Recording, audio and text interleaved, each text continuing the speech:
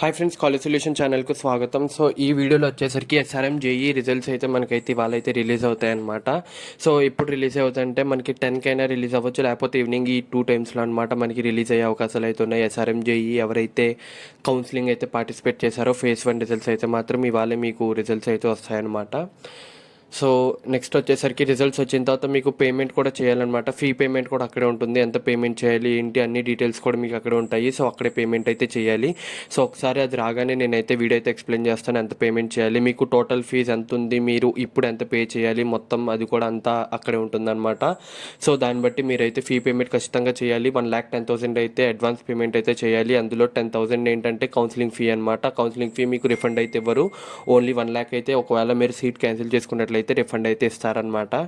So ఇది process అయితే SRM JEE మనకి కౌన్సిలింగ్ అయితే మాత్రం. సో మీకు ఏమైనా ఎస్ఆర్ఎం జేఈ సంబంధించి డౌట్స్ ఉంటే కింద కామెంట్ సెక్షన్లో చెప్పండి.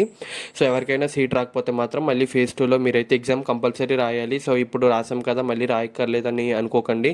ఖచ్చితంగా ఫస్ట్ ఫేజ్ రాసిన తర్వాత ఒకవేళ సీట్ రాకపోతే సెకండ్ ఫేజ్ కూడా కంపల్సరీ రాయాలి. రాయకుండా మీరైతే కౌన్సిలింగ్లో పార్టిసిపేట్ అయితే చేయలేరు. సో ఇది ఫ్రెండ్స్ వీడియో అయితే. సో మీకు కనుక వీడియో నచ్చినట్లయితే లైక్ చేయండి, షేర్ చేయండి, సబ్స్క్రైబ్ చేయండి. Bye friends.